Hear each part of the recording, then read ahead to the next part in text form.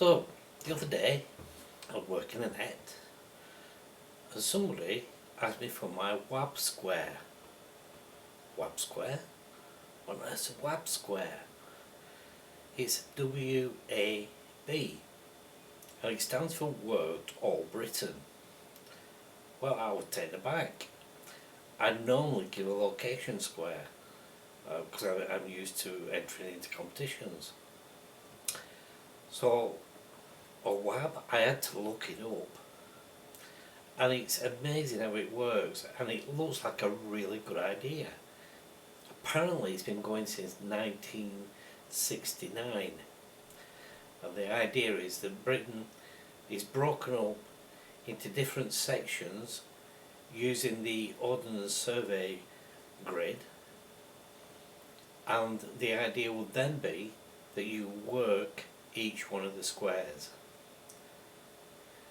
Now, I did a little bit of research, and it's easy to work it out, and there's plenty of software available for you to be able to work it out as well. One of the aims of WAB is to get more activity on the airways, which again currently is a really good idea. It's also a good idea for new starters, as it gets them into using the radio and a reason for using it other than just talking to each other. So let me show you.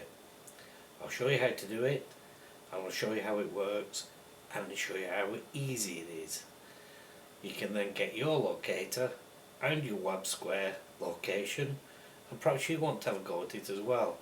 I know I'm going to from now on, as it seems quite a bit of fun to be able to tick them off. Let's look at the locator grid that's used for competitions. Really, it's a worldwide grid, so you can give your grid reference over the radio, and you're able then to look it up for wherever you want in the world. If you look at this little map of the UK, you'll notice that IO is the big square, and then it's broken down even more. First of all, into the numbers, and where I live, it's 83, and then it's broken down again into the letters. Now, each square is broken down into many, many letters, so it's quite accurate as to where you are. Now, the WAB uses the Ordnance Survey grid reference method. The country is split up into squares that are lettered. For instance, if I just zoom in on the map that you can see in front of you, I actually live in the SD square. Now, each one of these squares is split into 100 by 100 separate squares, and they become numbered. They run from west to east and from south to north. The west to east ones are known as the eastings, and the south to north are known as northings. Now, the way that WAB works is to look at each square. So, for instance, I live in the SD square, so that's the first two letters of my square. And then it looks at the first number of each of the individual numbered squares. The first number is running from west to east, which is the eastings, and then the second number is running from south to north, that's the northings.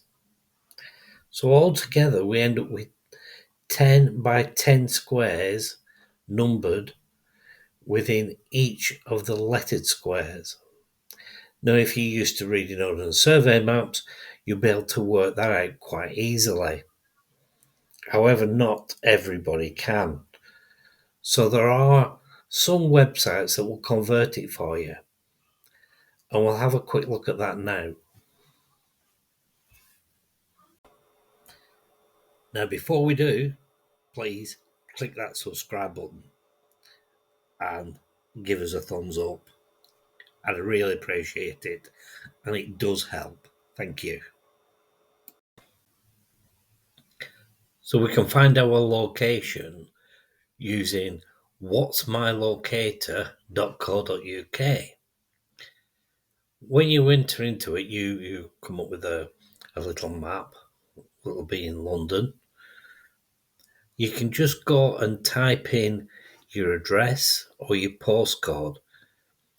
Now, what I'm going to do is I'm going to type in the postcode for our club where we meet, and that is BB12 9EU. That's 9EU. Click on search, and you can see it's gone directly to the location. It's also given me the grid square of IO83UT and the WAB square of SD83. Right, so now you know where you are. Go and have some fun with it. And until next time, 73s.